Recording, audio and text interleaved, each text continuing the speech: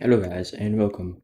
Today in this tutorial we'll be going over how you can get from beginner stage to an intermediate stage in Lua and Core. So in this tutorial we'll start off with making a basic system that allows you to create random sentences that creates a random sentence every 10 seconds. Every second it creates a random sentence. The next thing that we'll work on will be a button you can press to move a object back and forth. Then the final thing I'll be creating is this, what you see here, a thing that follows Nav Mesh. Obviously, we're not coding the whole Nav Mesh system. We're just coding a NPC system that follows and walks around random nodes. So as you can see, we can move all of these around, create new ones, and that's gonna be final project. The final code is gonna be this, with the first code that we're going over gonna be this, and second code being this. As you can see, there's a pretty good advance in the code that we're doing. We start off learning about basic arrays, how to store integers, variables, booleans, basic loops, functions, printing, and basic string manipulation. Then move on to some stuff with the core API, like how to move stuff. I'm saying stuff with triggers, some stuff with player, events, and some math, as well as properties, core objects, and then we move into basically combining everything, making something pretty advanced. It's not too advanced, but it seems advanced to someone who doesn't know how to do this, and it's a good learning project. So this tutorial will be an hour or so, and I hope you enjoy. Okay, to start off, we're going to need to create a new script using this button up here. We can name this part 1. When you open it, you would normally open up the built-in editor, but I have Visual Studio Code set up. To do that, we can go to Escape, Settings, go to press External Script Editor button here, and select your editor. So let's get into coding. So first off, let's do something simple. We can do print hello world, and then you need to open up event log. You'll press Window and press event log here. Open up here. If you press play, nothing happens. So what you have to do is you have to drag the script into the hierarchy. Then open up the event log and press play again. And as you can see, it works. Now, we don't want to have everything hard-coded, so let's define hello world as a variable and then print the variable. So we can do local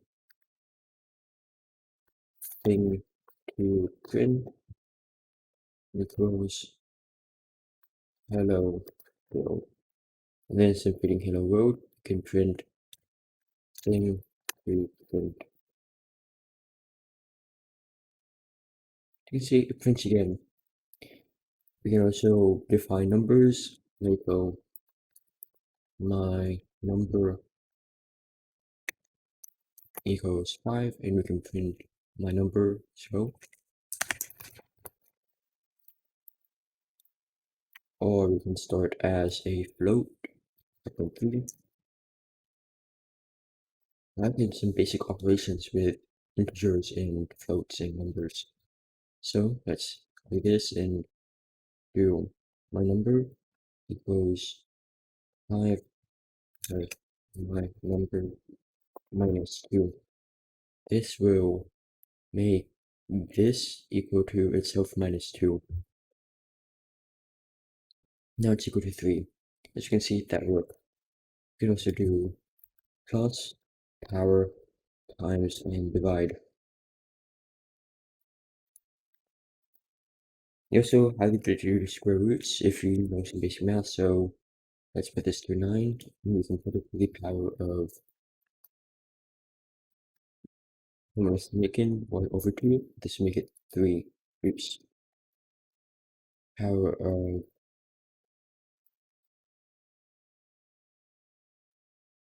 0 to 5. Maybe that work this time? Yep, there we go. So it has to be, basically, if you put it 1 over 2, that'll make it go to the square root. If you put it over 3, like cube root, 4th root, 5th root, etc., etc. Basic algebra, and then that's that. Next thing we want to go into is defining functions. To do function print my number, print something, and then so that's how you define a function. And at the end you have to put end. It's also common practice to have everything indented. So if you press Control and the square bracket, it puts it out pretty much when you do. And then if you press play, it doesn't do anything. So what we have to do is let's go to this and do hold the function print something. So this calls the function and certain ones. Now let's test this out again. So if we go back to here and press play, it prints it nicely. But we don't have everything defined in function. Let's do my number. So this receives the my number argument. We can pass it into the function as something like 10. So we're putting in 10, and this receives the number defined as my number, and it prints it out. Let's save it, and press play again. It prints out 10. Next, let's learn about loops. So a loop will run a certain amount of times. So what we can do is for I, or you can make this anything you want. Like, oh, let's go factors to make it I as it stands for iterator equals 0, any number you want to start with, up to the number you want to go to. So let's do 5, and then you can also add another thing like I plus plus or something, but you don't really have to. Let's do, and then end. So it does this, everything that's between here and here, every loop, and it's 5 times. As you can see, or sorry, 6 times. And we have the 6 prints here now. You can also pass another argument, times to loop, and times to loop. And let's pass this from like 10. You want to be careful if you put way too many. I'm not sure if this should trigger it. That doesn't look something like.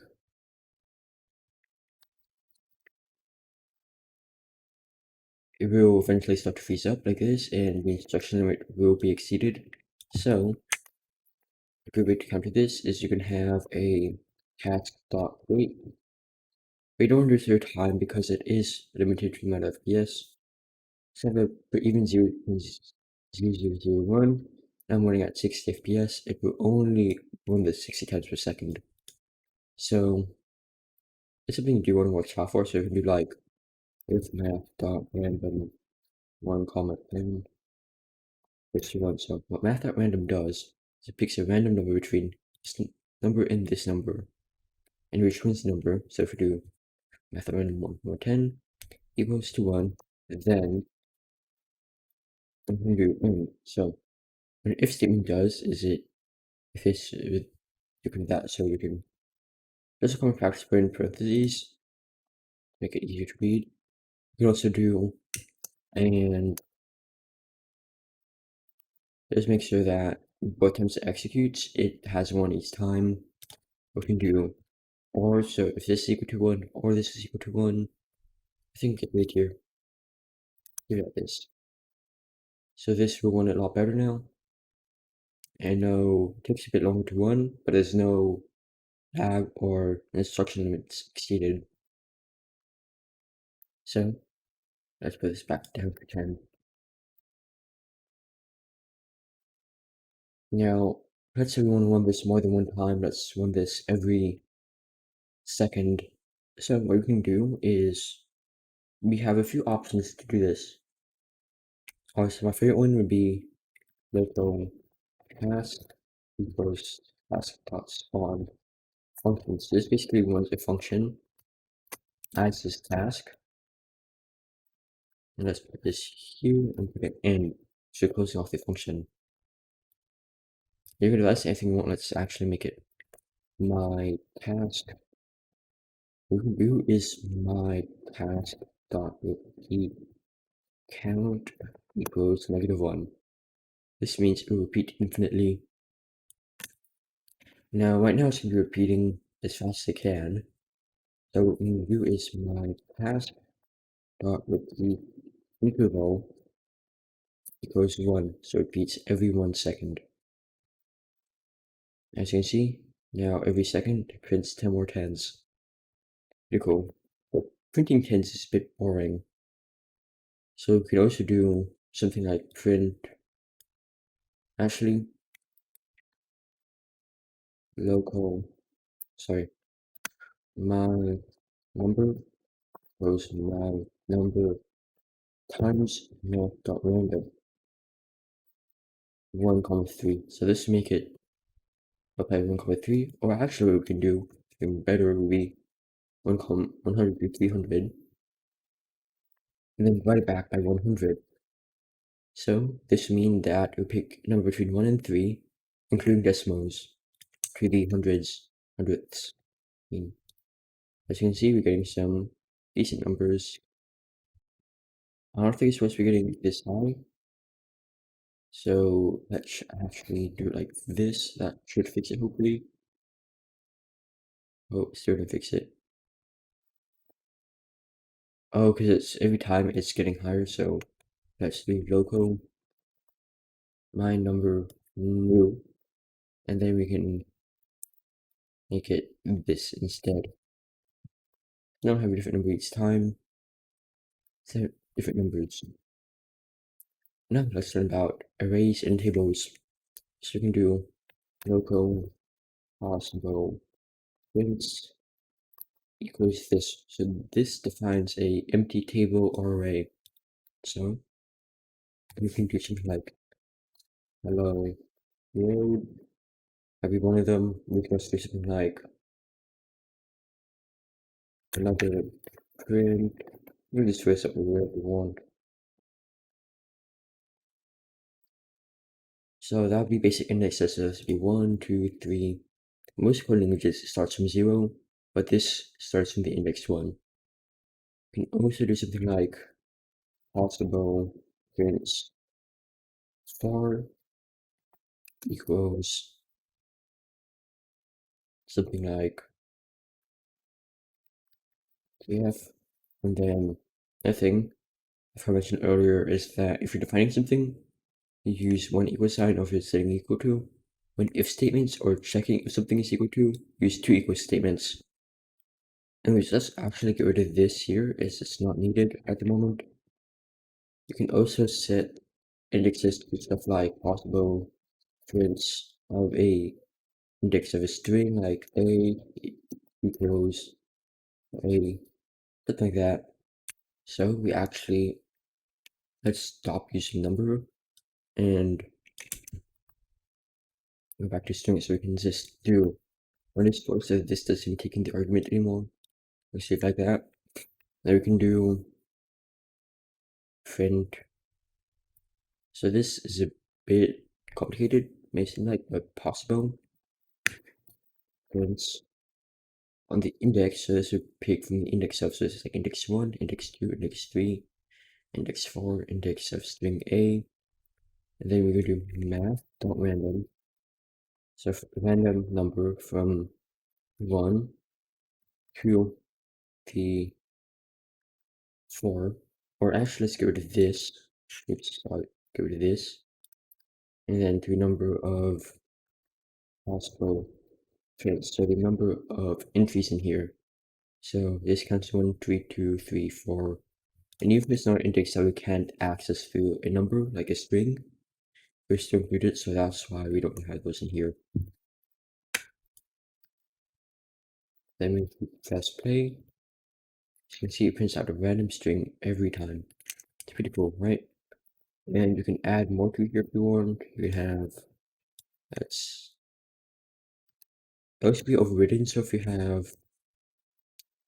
AAA, so this is the fourth index, this changes the fourth index to ASDF.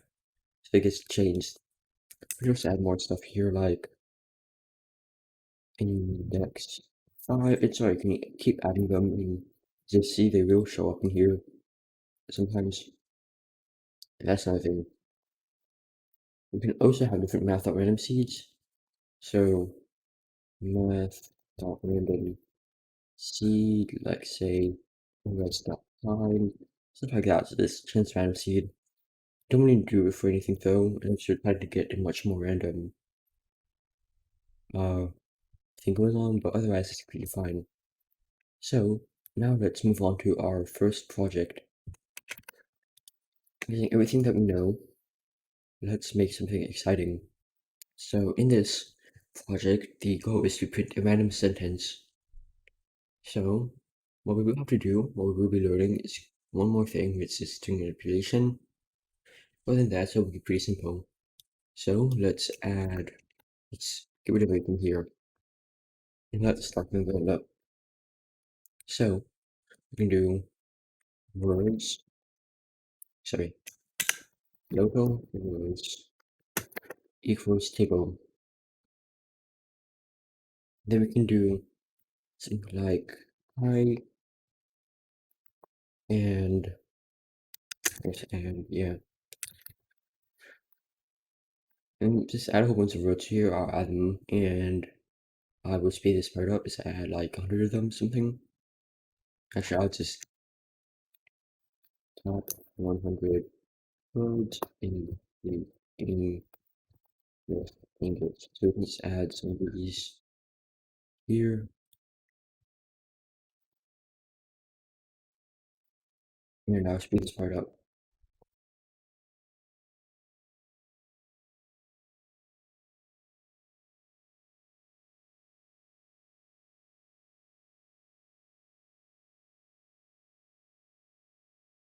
Okay, so now I've added some words here. Let's get into the next part. So what we want to do is local words per sentence goes us to 3.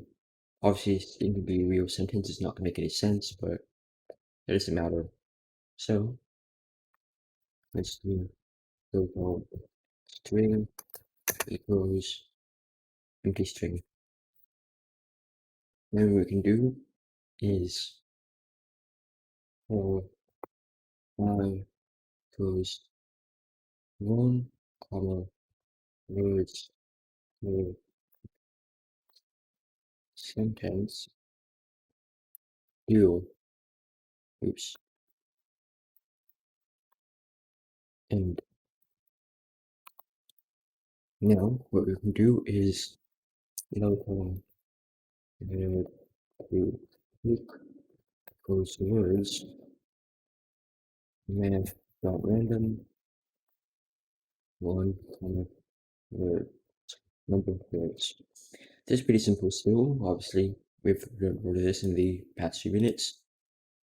And then, now I didn't think that's gonna be, may seem a bit complicated. It shouldn't be either, so string equals. So we have two different methods of how we can pass stuff onto a string. I'm gonna start from method 1, which should be string dot space dot word to quick, and we can then do print string. As you can see, we got a string. The other method we can do is string dot format percent s space percent s. So we can have string and word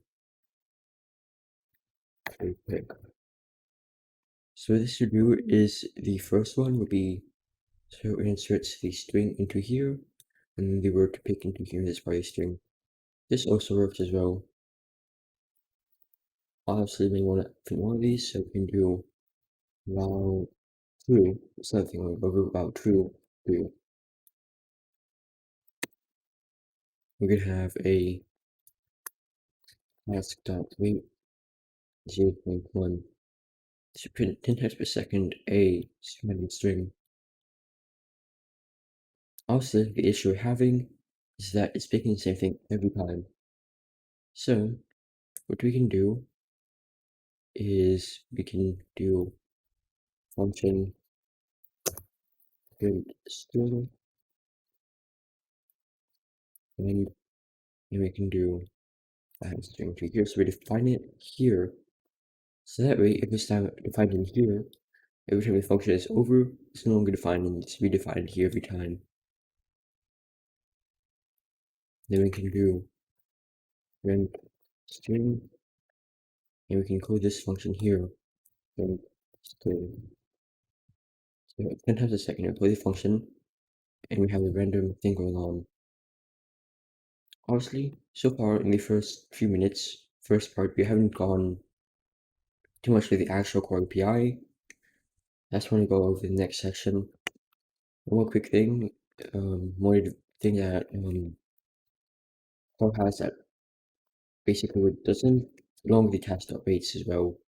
Normally what doesn't have these, Core does, is you can have a tick function. So this executes on your FPS, but you can also still do task.waits here. No real difference other than I think it runs a bit faster. I'm sorry, it runs a bit slower. Either one is good to use, I'd say. The thing with while true loops is just store one infinitely, or we can have it set to a boolean. So we can have is running. I'm gonna set this local is running equals 2, and then if math.random 1.5 equals 1, then is running equals false. This is good if you want to have a tick function that doesn't use if statements, and after it turns false, it stops running. Because once this turns false, the whole thing stops running. So that is one thing you do want to watch out for. As you can see, we get a few in, it stops running. Okay, on to part 2. In this part, we will be working on a thing where a player can press a button to make a thing move in the road. Let's get to that part now. So let's create a new script and name this part 2. Here, part 1 here, grab part 2 in. Now, what we need to do is add in a trigger. We can press V to view the trigger. And let's make this interactable and press button. I'm gonna drag this into here. Okay, now let's get into the fun stuff. So we can do local trigger equals script.parent. So this means that the parent of the script, so it's this. So this is script here, and the parent would be this. So let's have as many of these as you want, so script.parent, but obviously this is the one we need. But if we were to have a group here, then it would be .parent. Now, one thing I do have to watch out for is that sometimes the hierarchy will be rearranged and someone might drag a script out of here, something weird might happen. So what you want to do is you want to press add custom property, then press core object reference. Just name it whatever you want. I'll name it my trigger. You can drag the trigger onto here. So what this does is a reference to this. So we can do goes script and get custom property my trigger. So the script is basically a core object, so any other core object such as this trigger. You can also have these functions correlate such as parent or gate cousin property, etc. Now, obviously, this is a reference to a core object of an actual core object itself. So what we have to do is wait for object. Then what we can do is something like print trigger. As you can see, we have the trigger input here.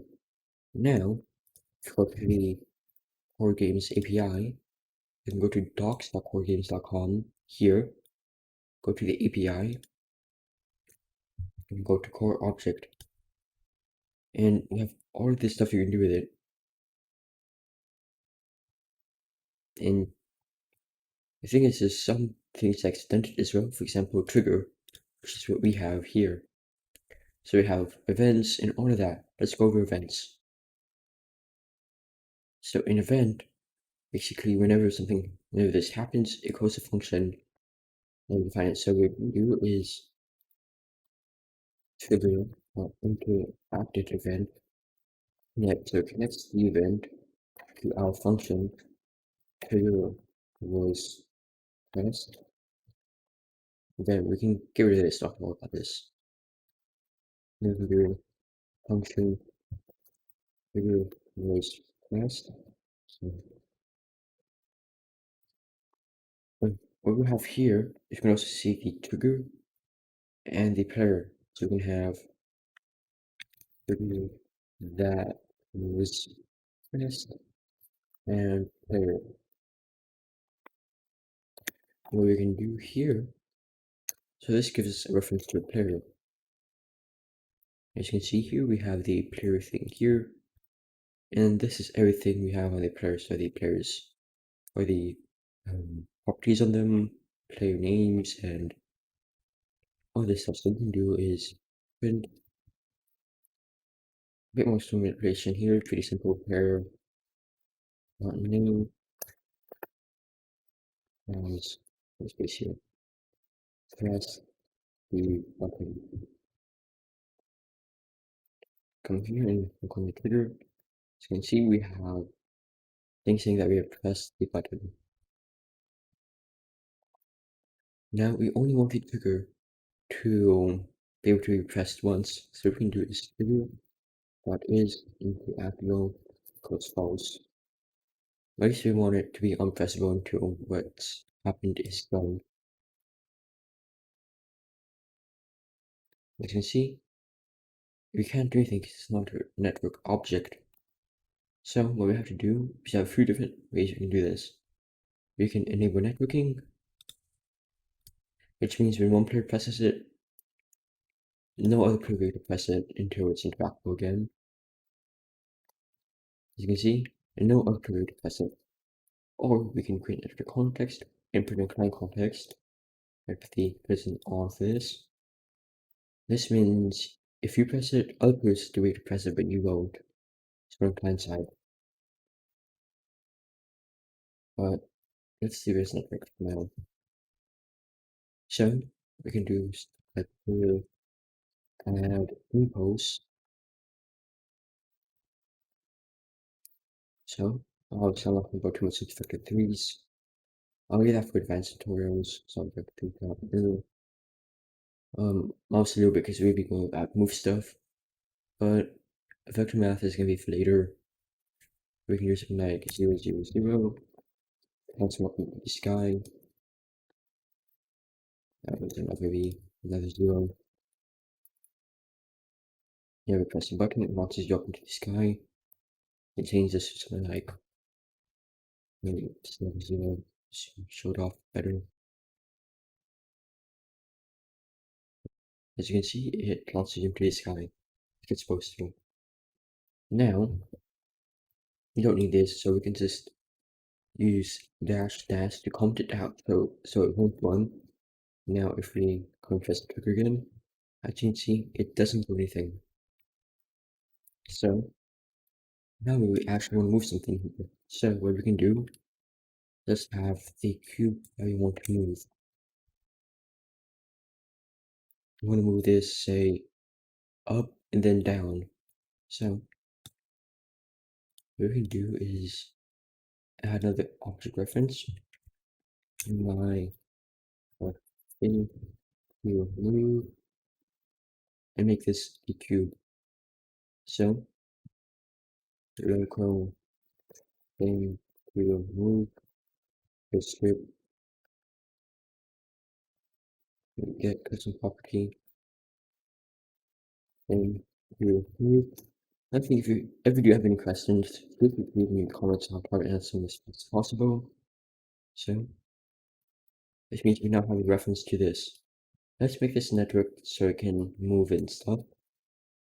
And then this is probably have a bit of vector math, bit of complicated stuff. So thing to move to. So basically moves it to the root position that we need to move to. And then what we can do is thing to move get root position plus a vector 3 dot move. So x, y, and z. So as you can see here, this is the position. So basically what we're doing is moving the z value up by 1000 all the way up to here. And let's make the duration something like 5. So then we can do a task dot rate 5, and then we can move it back down.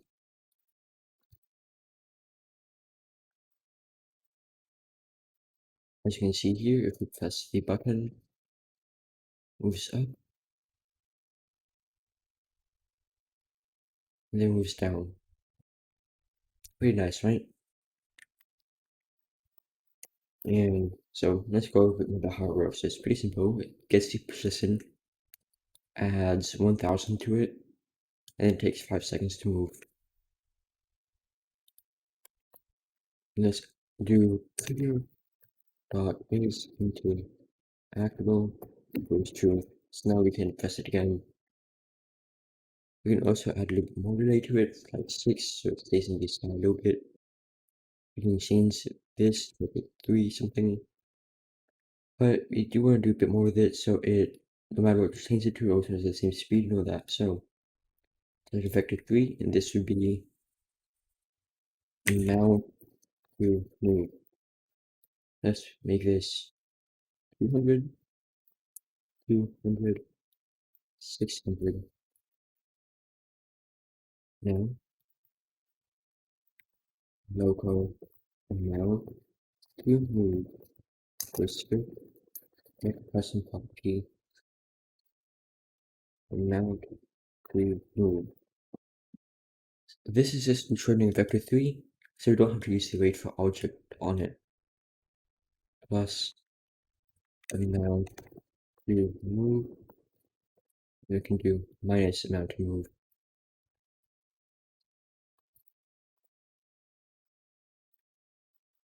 As you can see, now moves here. And let's generate a little bit. Let's move back. So the thing is let's make this back to 5, actually keep it a bit faster, is if you change this not move at a steady pace. So let's define how many centimeters you can move per second. Let's make this an int move speed and set this to 200. Of course, we actually do want to see print. Get rid of these old fences where we don't need this. Print amount remove dot size. So what this is the size of vector 3. So that's basically the magnitude. So basically how big it is, kind of thing. So if you see it's 263, and that's quite right. So I think it's size squared.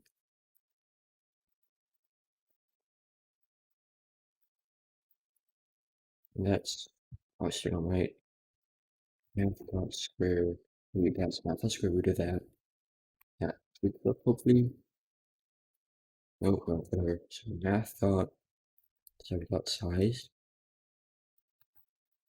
Yeah, I guess that is kind of quick because it's only moving 1663 because of how it's not moving like this, and this, so it's moving like this. So what we can do is print amount to move dot size divided by,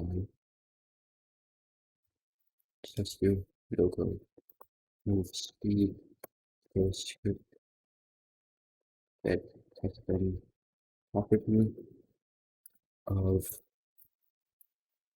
move speed, and let's divide this by move speed. This means to take 3.31 seconds.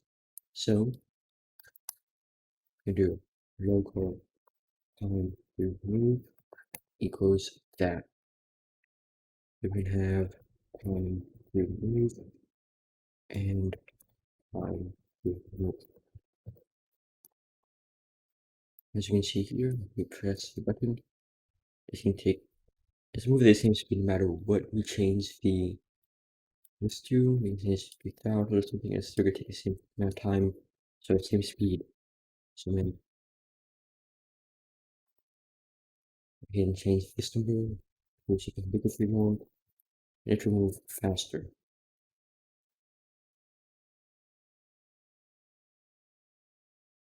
As you can see, it works pretty nicely.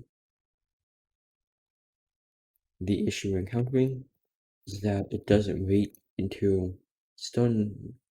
So it can do, sorry, it waits too long, too short. Sometimes it'll do time to move +1. We can do something here, so it waits until 1 second after it's done moving.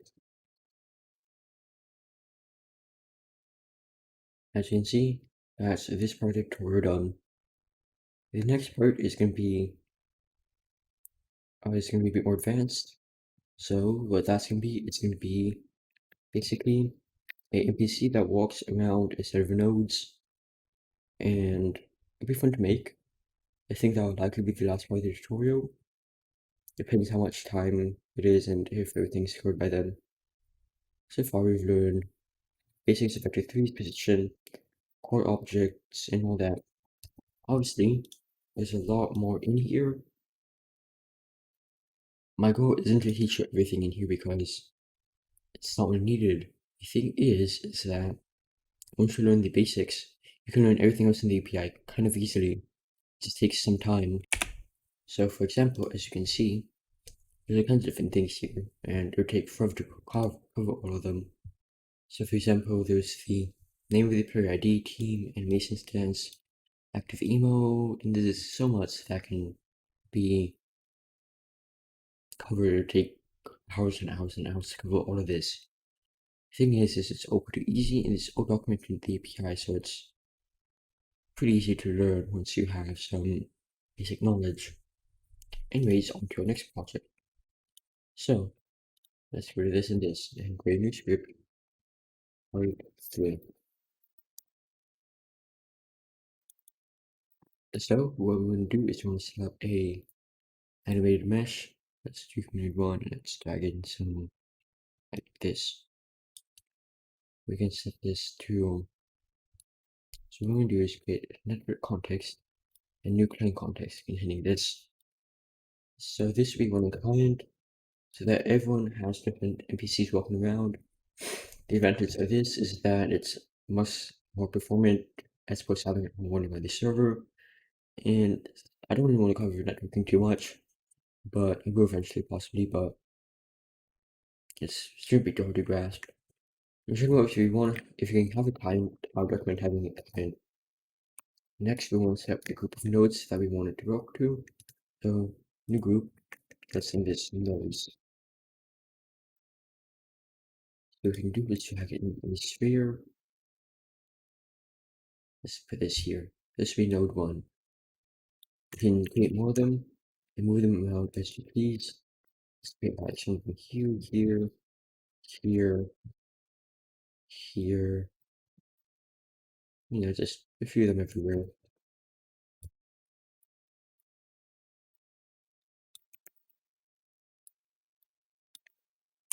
Now we're going to drag them into the nodes group, and that should be it. Now let's go back to our part 3 script. Let's move this onto here. So, a few things we have to set up would be the core object reference to nodes and to mesh. That's everything that's walking around, and this would be the nodes. So, what we can do is allow to do actually function, take a bit better, and end this off here. So, what we can do is just copy this from here to here, in this and mesh, and then this will be kind of easy. So, what we can do, actually, get children. We go to the API here and go to core object and the get children function. Somewhere here it's, you can see it gives us an array or table of all the objects children. So this will give us an array of all of these. As you can see, it gives us as a core object and not a core object reference. That's one thing we do have to keep in mind. So core object, you don't have to use this on it. Core object reference, you do have to use it on it. So next, what we have to do is let's see, so local node move here equals nodes left.random one other nodes. I think it's actually, let's define move speed. So not object reference should be a integer of move speed. Let's make this 400. And local move speed equals that's going to be property move speed. So what we have to do is local thing. We can just do get node position. So this is the position of the node. And then mesh move to. So node to move to. And then what we need to do is we can have node to move to minus mesh get the position. You can dot size and then divide this by the move speed. So what this does is it gets the distance between the node to move to and the mesh get position. Let's actually make this size should be fine. So actually that size square root and math has square root, so it should be positively timed. So it gets the distance, and then it gets the divides by move speed basically, and then you can do task.wait. The same thing here. As you can see now, we're moving to here, moves randomly around. Still not the best system. As you can see, it's not moving greatly. So what we're going to do is as vector 3 dot new.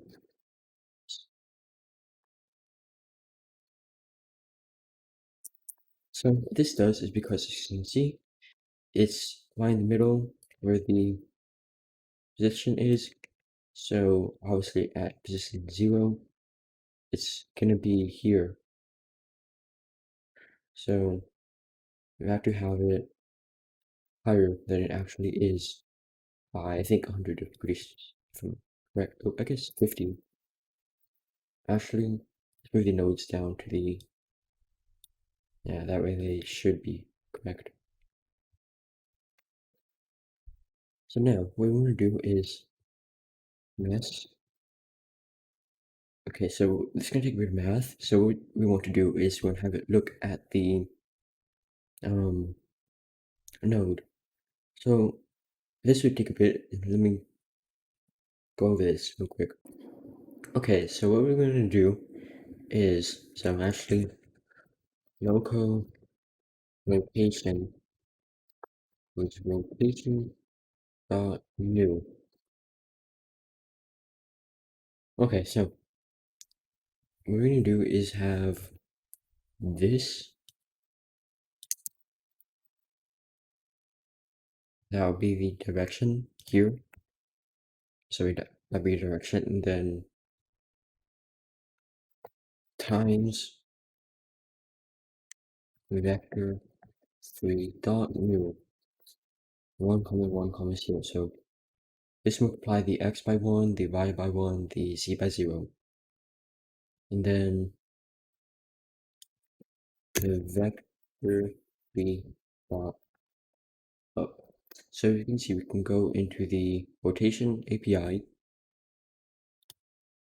and rotation dot new with the vector 3 and the vector 3 up. And then we can do mesh rotate to rotation and 0.5.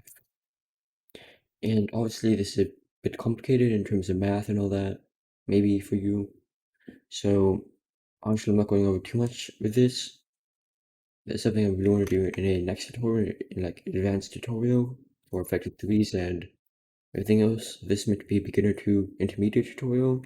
So yeah, you can see we go to here and it should be working, and it is. Since he rotates smoothly.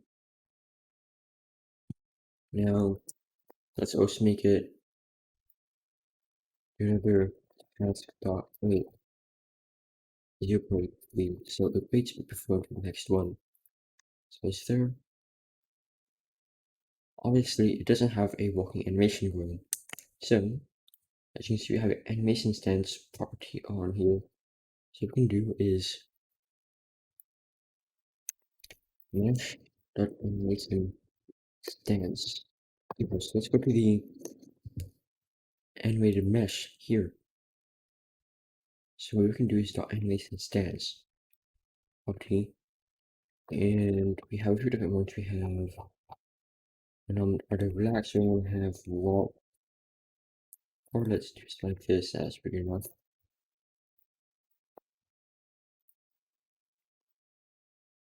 So we have that, and then we have the other one here. Arm, idle, relaxed.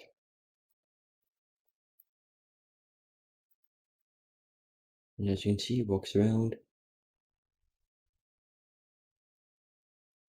Different mesh has, 3 different nodes. Of course, if you're feeling a bit ambitious, you can also implement Nav Mesh to this. It's a bit more complicated. Considering most time is in the tutorial, I will actually be going over how to add Nav Mesh. It's rather simple. So, what you need to do is add this to here, Nav Mesh, with media content. You can drag this in. This has an amazing example of the Nav Mesh Agent. So what this does is it sends a find path. This. So let's do this. So function move to, you can have the path. So this will have an array of all the points that's moved to. And this has a good example of this as well. So we can copy paste this code.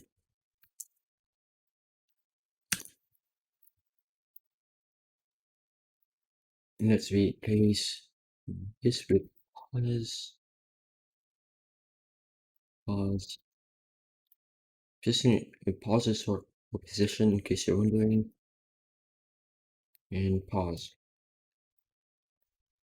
So for pause and close. Yeah, so what this does is for each thing there's for each waypoint in the path, it gives us that. So we don't want to have the task start waits here. Then we can do, oops, I did not mean to do that. We can do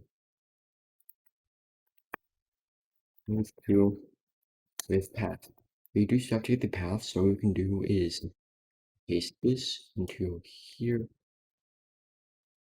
Local path equals should be mesh node position and the node to node two. We have to add the do here and then it should okay